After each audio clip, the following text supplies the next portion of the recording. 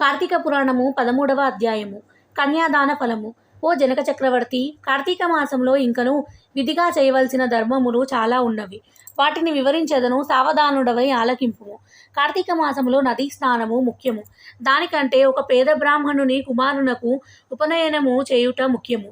ఒకవేళ ఉపనయనమునకు అగు ఖర్చు అంతయు భరింపశక్యం కానప్పుడు మంత్రాక్షతలు, దక్షిణ తాంబూలాది సంభావనలతో తృప్తిపరిచినను ఫలము కలుగును.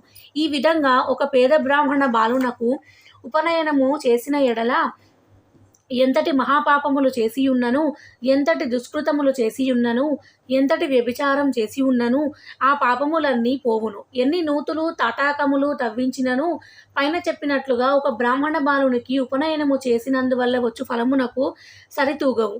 అంతటికన్నా ముఖ్యమైనది కన్యాదానము. కార్తీక మాసమందు భక్తి శ్రద్ధలతో కన్యాదానము చేసిన ఎడల తాను తరించుటయే కాక తన పితృదేవతలకు కూడా తరింపజేసిన వాడగును. ఇందులో ఒక ఇతిహాసము కలదు, చెప్పెదను, శ్రద్ధగా ఆలకింపుము. సువీర చరిత్రము. ద్వాపర యుగంలో వంగదేశములో గొప్ప పరాక్రమవంతుడు శూరుడు అయిన సువీరుడను ఒక రాజుండెను.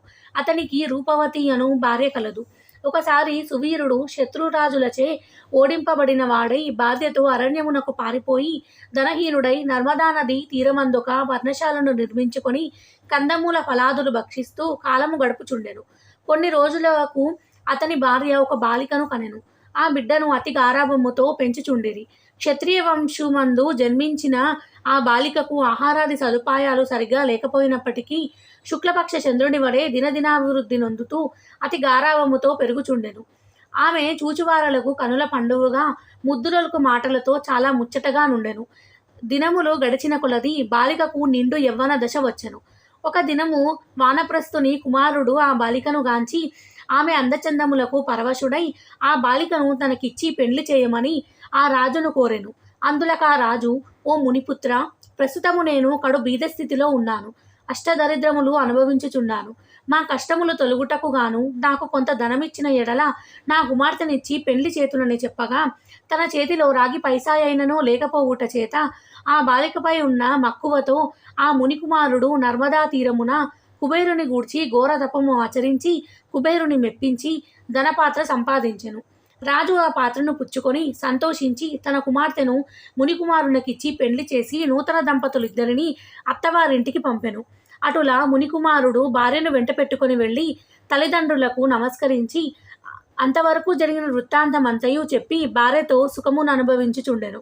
సువీరుడు మునికుమారుడిచ్చిన ధనపాత్రను తీసుకొని స్వేచ్ఛగా ఖర్చు పెడుతూ భార్యతో సుఖముగా నుండెను. అటులా కొంతకాలము జరిగిన తర్వాత ఆ రాజు భార్యామణి మరొక బాలికను కనెను. ఆ బిడ్డకు కూడా యుక్త వయసు రాగానే మరలా ఎవరికైనా ధనమునకు అమ్మవచ్చునన్న ఆశతో ఎదురు చూచుచుండెను. ఒకానొక సాధుపుంగవుడు తపతీ నది తీరము నుండి నర్మదా నది తీరమునకు స్నానార్థమై వచ్చుచు దారిలోనున్న సువీరుణ్ణి కలుసుకొని, ఓయి, నువ్వెవరు? నీ ముఖవర్చస్సు చూడ రాజవంశమునందు జన్మించిన వాని వలె ఉన్నావు. నీవి అరణ్యమందు భార్యాబిడ్డతో నివసించుటకు కారణమేమి అని ప్రశ్నించగా సువీరుడు, మహానుభావ, నేను వంగదేశమును ఏలుచుండెడి సువీరుడను రాజును. నా రాజ్యమును శత్రువులు ఆక్రమించుట చేత భార్య సమేతంగా ఈ అడవిలో నివసిస్తున్నాను. దరిద్రము కంటే కష్టమేదియూ లేదు. పుత్రశోకము కంటే గొప్ప దుఃఖము లేదు. అటులనే భార్యా వియోగము కంటే గొప్ప సంతాపము లేదు. అందుచే రాజ్యభ్రష్టుడనైనందున ఈ కారడవిలోనే సకుటుంబంగా బ్రతుకుచున్నాను. నాకు 2 కుమార్తెలు.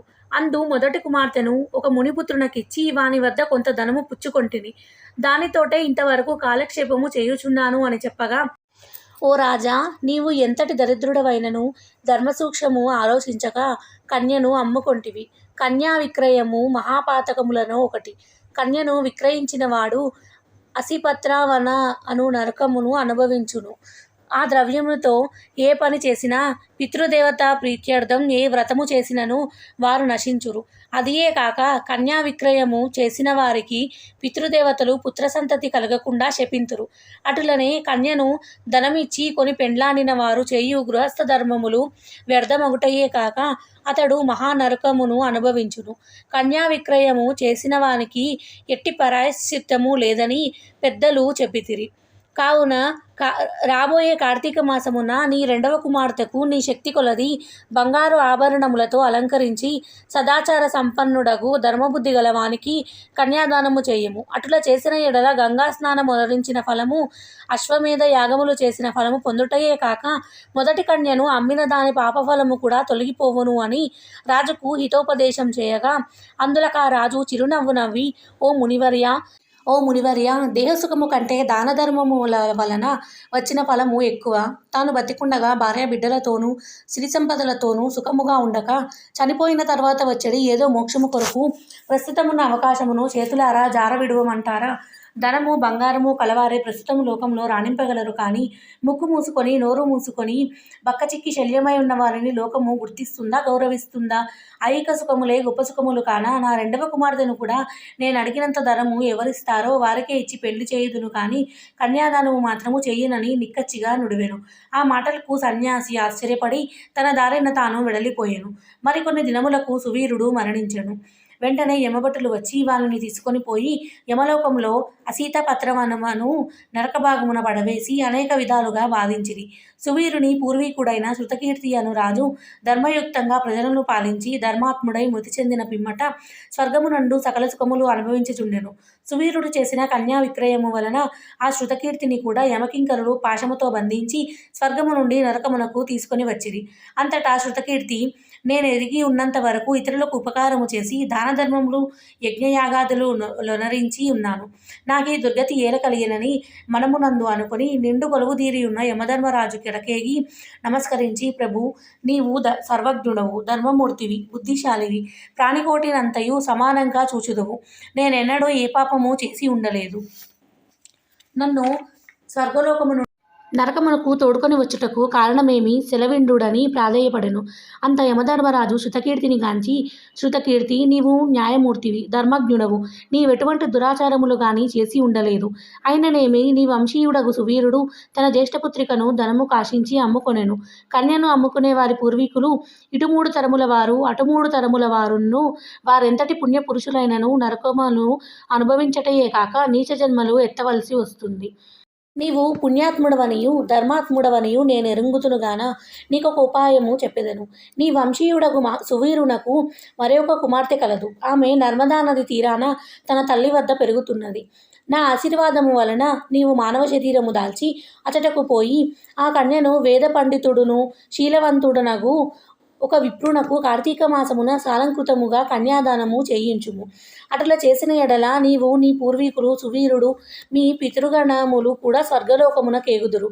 కార్తీక మాసంలో సాలంకృత కన్యాదానము చేసినవాడు మహాపుణ్యాత్ముడగును. పుత్రికా సంతానము లేనివారు తమ ద్రవ్యముతో కన్యాదానము చేసినను లేక విధి విధానముగా ఆబోతునకు వివాహము నడిచినను కన్యాదాన ఫలం అబ్బును. కనుక నీవు వెంటనే భూలోకమునకేగి నేను తెలిపినట్లుగా చేసితివేని ఆ ధర్మకార్యము వలన నీ పితృగణములు తరింతురు. పోయి రమ్మని పలికెను. శృతకీర్తి యమునకు నమస్కరించి సెలవు తీసుకొని నర్మదా నది తీరమున ఒక పర్ణకుటీరంలో నివసిస్తున్న సువీరుని భార్యను కుమార్తెను చూసి సంతోషపడి ఆమెతో యావత్తు విషయములను వివరించి కార్తీక మాసమున సువీరుని రెండవ కుమార్తెను సాలంకృత కన్యాదాన పూర్వకంగా చతుర్వేదములు చదివిన ఒక బ్రాహ్మణ యువకునికిచ్చి అతివైభవంగా వివాహము చేసెను. అటుల కన్యాదానము చేయుట వలన సువీరుడు కూడా పాప విముక్తుడై స్వర్గలోకములోనున్న పితృదేవతలను కలుసుకొనెను. కన్యాదానము వలన మహాపాపములు కూడా నశించును. వివాహ విషయంలో వారికి చిన్న మాట సహాయము చేసినను పుణ్యము కలుగును. కార్తీక మాసమున కన్యాదానము చేయవలనని దీక్ష పూని ఆచరించిన వాడు విష్ణు సాన్నిధ్యమును పొందుదును. శక్తి కలిగి ఉండి ఉదాసీనత చూపువాడు శాశ్వత నరకంబున కేగును. 13వ అధ్యాయము 13వ రోజు పారాయణ సమాప్తము.